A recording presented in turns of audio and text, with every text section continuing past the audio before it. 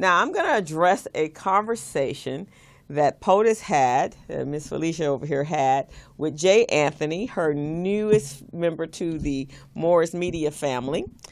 And they were talking about the other day, Jay Anthony mentioned that since he opened his comedy club in Inglewood, the J Spot, that he didn't get the support from his friends and his family and his colleagues as he thought he would, since he had made such a name for himself in the comedic industry and entertainment industry. So POTUS had asked the question, why is that? Did he know why that was?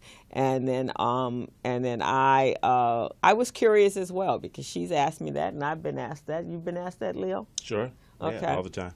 So here's what I found out, that, and POTUS is going to put up a little video, and it is from a lady that wrote a book called The Collective, what is it called? The Collective Courage. It's a history of the African American cooperative economic thought and practice.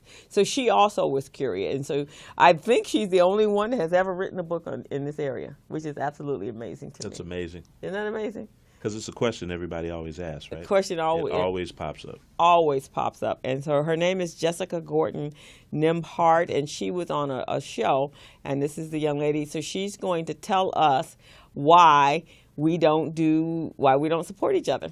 We weren't taught about how to run a co-op or what a co-op was. We weren't taught about alternatives.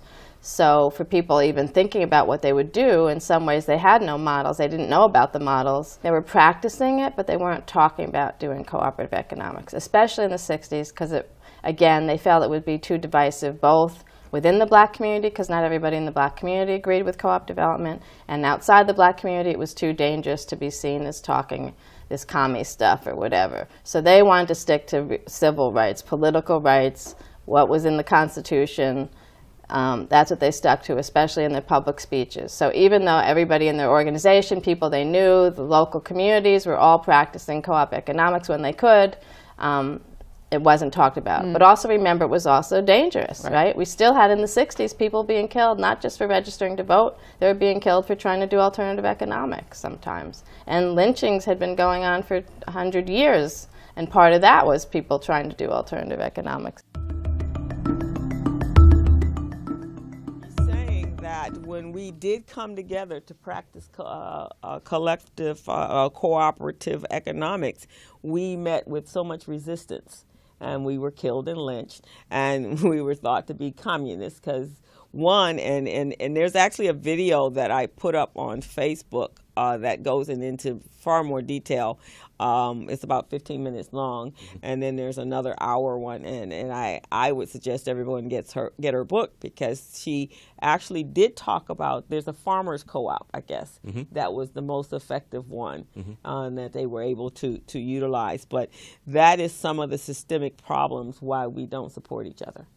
Yeah, it's interesting because, there's been times in our history where we were totally interdependent on each other, right? Right. I mean, locally here in Los Angeles, you had the great Central Avenue corridor that was filled with all types of businesses and services and things of that nature that the community had to depend on, because you couldn't necessarily get those services and stuff outside of our own community. So, and then we had, of course, the famous Wall Street.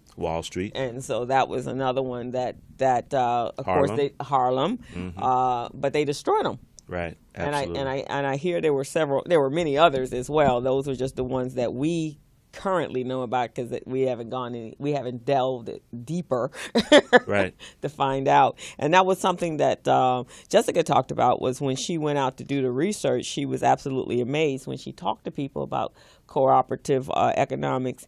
They were like, no, I've never heard of it in the vernacular. Right. But then when she actually started talking about what it did, oh, wait a minute, my aunt was involved in that, or my uncle was involved in that, or and especially as sharecroppers, a lot of them were. And so that's what she was saying.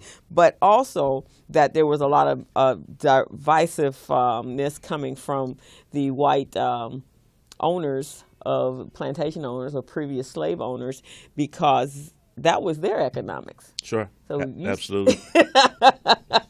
You done found out the secret. Found out the secret. So that's the secret, Felicia.